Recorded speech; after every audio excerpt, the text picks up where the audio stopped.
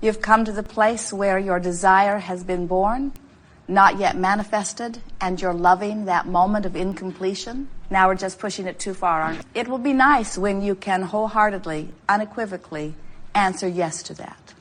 When you can say, I understand I am eternally incomplete.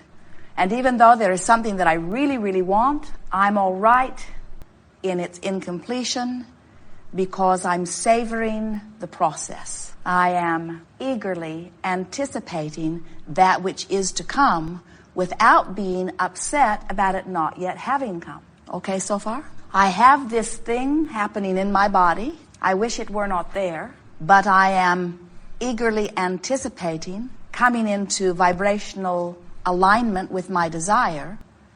And so my mood or attitude is one of optimism, not pessimism. It's one of happy anticipation, not worry or concern. Yes? When you get that, when you understand that if you hold a desire for something and you are in this moment feeling different from the desire, then you are in resistance to your own desire. And your desire cannot be. It does not matter how much hard work you apply.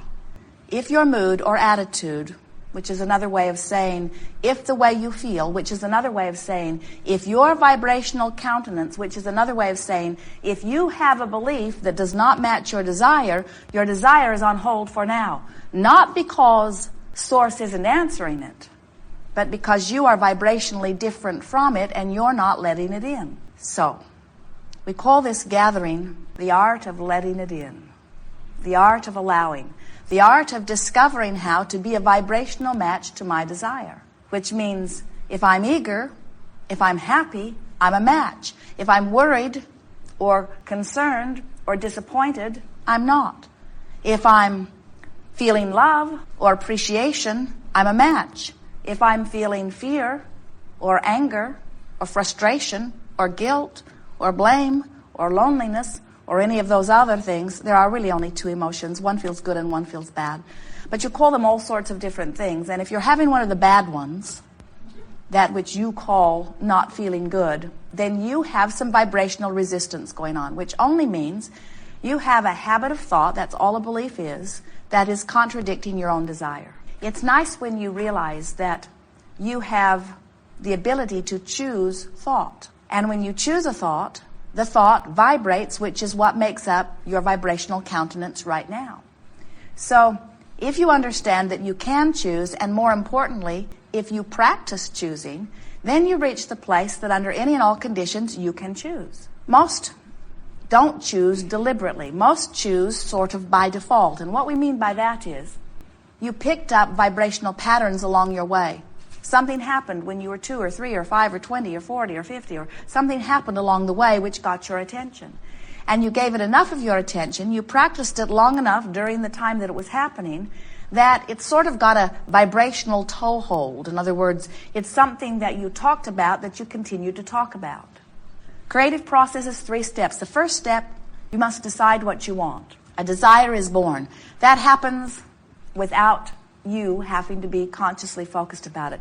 The entire universe is established to help you discern preference. It happens on all levels of your being. It can't not happen. It's happening. Step number 2 is not your work. That's source energy, universal forces, law of attraction, all that is responding to the desire that you have focused. Good word. Step 3 is where all of your work is, really. Step 3 is you must be in the receiving mode. And that's where a seminar like this may come in handy, because this seminar is pointed toward helping you to identify what your vibrational offering is right now. And your emotions are these wonderful moments in guidance to let you know your vibrational harmony or disharmony with who you are in your own desire. So, when you are loving someone, you are so in vibrational harmony with who you really are that love just radiates through you. You are full of yourself. When you feel fear, that means you're focused upon something that has caused you to activate a vibration that is in such discord, not only with who you are, but with what you right now want, that your warning bell or your guidance system is letting you know there is vibrational discord here. We call it resistance. So there is the allowing of the source energy to flow through you toward the completion of your desire, or there is the resistance that does not allow the energy to flow through you toward the completion of your desire. But you have your hand on that switch. You are the allower or the resistor, and your emotions tell you which you're doing right now. It's easy once you understand the formula. When you feel good, you're allowing good. When you don't feel good, you are not allowing good. Now, can you hear that? We didn't say when you feel good, you are allowing good, and when you feel bad, you are allowing bad, although it may translate into your experience in that way. There is only a source of well-being which you are allowing or not. And if you are not allowing it, then you translate that into bad experiences. You say, a bad thing happened to me, I got run over by a truck, or a bad thing happened to me, cancer got into my body, or a bad thing happened to me, my lover ran away, or my fortune has been lost. And we say, bad things don't happen, but you can resist good things. And sometimes you get into such habits of thinking the way others are thinking. In other words, as your nation or your city or your family goes through a crisis and focuses upon that crisis, can you imagine how much vibrational practicing you're doing in the middle of that crisis? And so what we are suggesting is that while there is a varied palette that you can choose from, and while there are certainly things that have happened and maybe even are happening that when they get your attention you don't feel good, you don't have to be stuck. You do not have to be stuck with those things. You do not have to be stuck with those things being your dominant vibration, dominant thought. It's a good way to approach this because that's what beliefs are. They're habits of thought that have been so practiced that they become dominant vibrations within you. So how do you know what your dominant vibrations are? Well, they have a lot of emotion around them. When you have a strong positive or negative emotion, in that moment, it is a powerful thought. It is a powerfully attracting thought. You have many dominant thoughts or dominant vibrations that are serving you enormously well. Look at the way you live. Look at your lifestyle. Look at your expectation. You're doing very well. But you have some thoughts that are not serving you. And those are the ones that we are wanting to help you to address. Sometimes we see you actually expecting your physical decline, anticipating that as you move through time, that there is nothing else for you to do. You've reached your point where you were increasing your vigor and increasing your stamina and increasing your physical beingness. And then you believe that you reach this point, and it's fun to listen to you because you all think it's at a different point in life.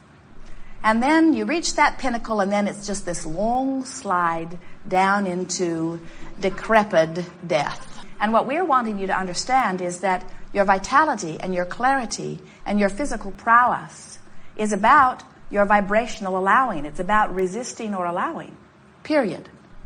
But as you become statisticians who review the statistics that have been gathered, and because you are problem solvers, which means you're often looking at the problem and amplifying it in a very disproportionate manner, what happens is something that is actually astonishing. In an environment where well-being is huge in proportion to not well-being, you have managed to feel more vulnerable than you do vital. As we chew with Esther about this a little bit, and she watches different things happening, and she feels her own response to things, and sometimes a response that she knows is not serving her, and then she'll get to thinking about it, and she will get all huffed up about it, and she will say to us, I can damn well choose what my own dominant vibration is.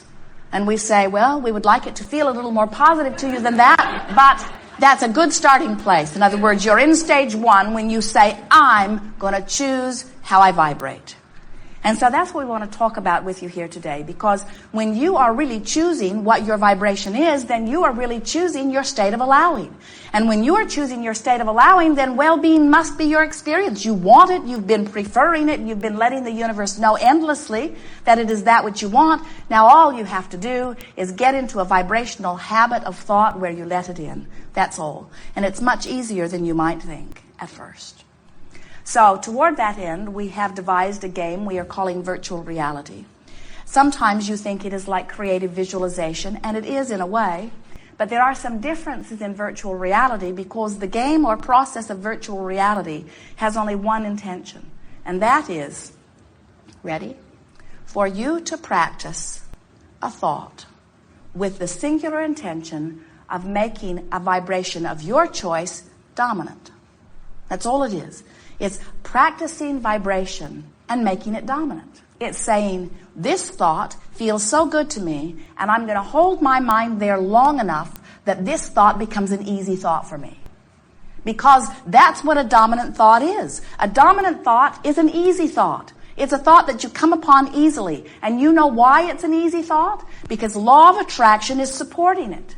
In other words, you get started on a little negative thought and you hold it for a little while, the little negative thought gets bigger. And you hold it a little longer and other people start talking to you about it. And you hold it a little longer and books and magazines and avalanches of information begin to come in about it. And you hold it a little longer and you begin running into people that are having the experience. And you hold it a little longer and you begin to be one of those people having the experience. And you hold it a little longer and you join groups where everybody's having those experiences. And then you become one who believes that that's the way it is. And we say, oh boy, you didn't need to go there. And if it is a belief that serves you, then it was worth holding that thought and getting there on purpose quickly. But if it is a thought that does not serve you, then wouldn't you just as soon not go there? So, virtual reality, you have a stance like a movie director where you are setting the scene. We would suggest that the first thing you do in this 30-second virtual reality is decide where it will be,